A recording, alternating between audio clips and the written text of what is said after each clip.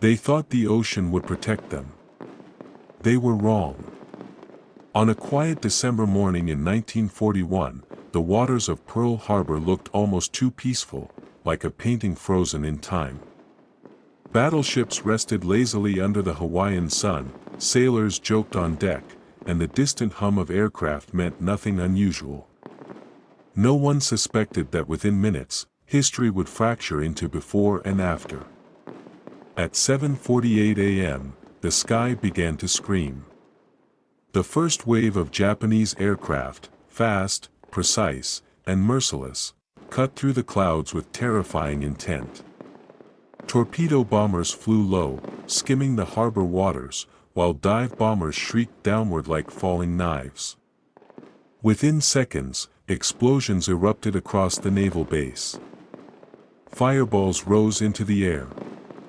Steel twisted. Men ran, shouted, prayed. The attack on Pearl Harbor had begun.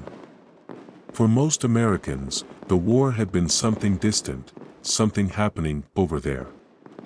Europe was already burning, Asia was in turmoil, but the United States remained, officially at least, on the sidelines. That illusion died in less than 2 hours. The USS Arizona became the symbol of that morning. A bomb pierced its deck and ignited the ammunition stores below. In an instant, the ship exploded with such force that it seemed to lift out of the water before collapsing into itself. Over 1,100 men died in that single moment. Survivors later described the sound not as an explosion, but as the sky tearing open. Nearby, sailors scrambled to respond. Some manned anti-aircraft guns with bare hands, others dove into burning oil-covered water to rescue shipmates. Chaos was everywhere, but so was courage. Among those caught in the attack was a young sailor who had joined the Navy just months before. He had grown up in the Midwest, far from any ocean, dreaming of adventure and purpose. That morning, as bombs fell around him, he would face a reality no training could prepare him for. He had been below deck when the first explosion hit. The lights went out instantly. The ship lurched violently. Someone shouted that they were under attack, but it barely registered, until the second blast came closer, hotter, louder, smoke filled the corridors. He could barely breathe. Crawling through the darkness, guided only by the echoes of shouting voices, he found a ladder and climbed toward the deck. When he emerged, the world had transformed into something unrecognizable. Flames rose from ships all around him. Aircraft roared overhead. Men were jumping into the water, some on fire. Others lay motionless on the deck. For a moment, he froze. Then instinct took over. He grabbed a hose and began helping to fight the fire, even as explosions continued to rock the harbor.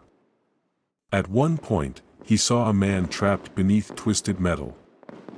Without hesitation, he rushed over, ignoring the heat and smoke, and pulled him free.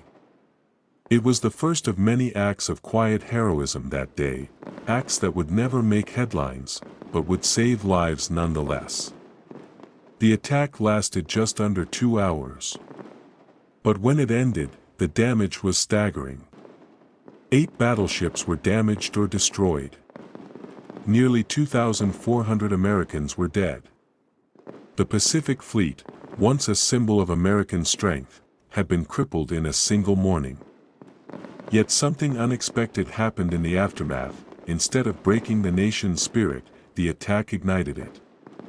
The very next day, Franklin D. Roosevelt stood before Congress and delivered a speech that would become one of the most famous in American history.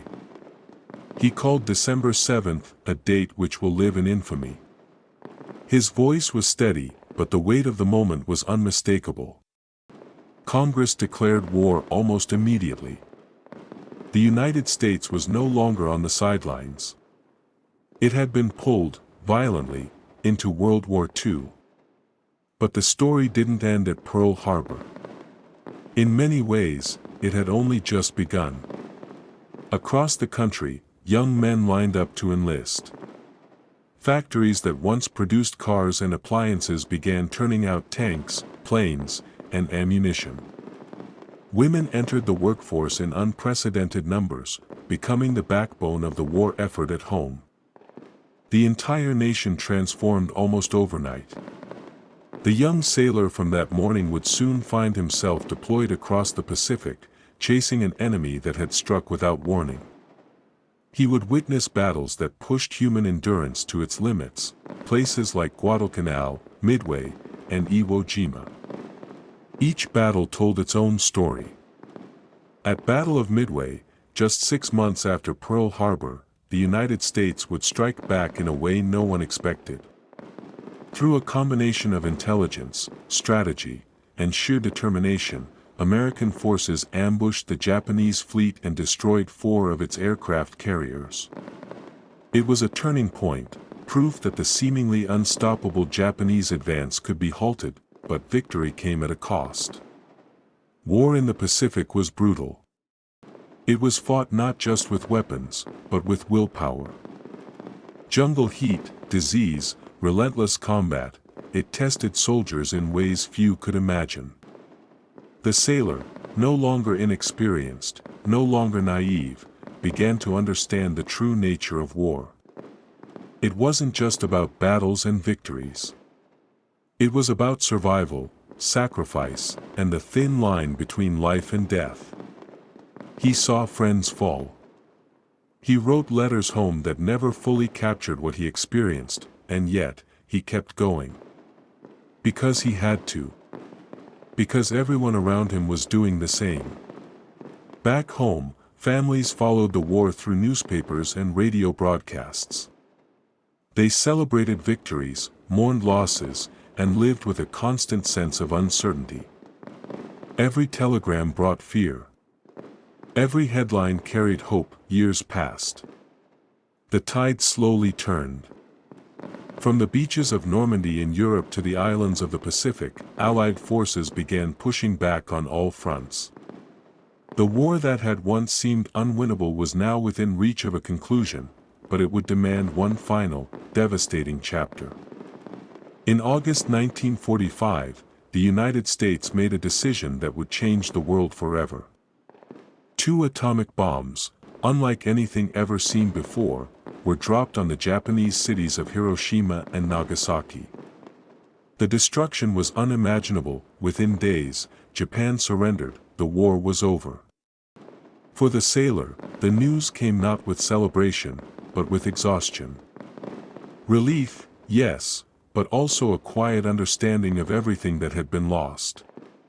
He would return home a different person. Like millions of others, he carried the war with him, not just in memories, but in the way it had shaped who he had become. The world, too, was different now.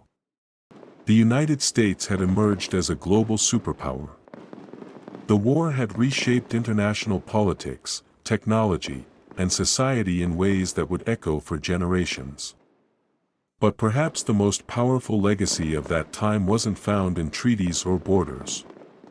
It was found in the stories of ordinary people placed in extraordinary circumstances. Stories of courage in the face of fear. Stories of sacrifice that would never be fully repaid, and it all began on a quiet morning, when the sky over Pearl Harbor started to scream.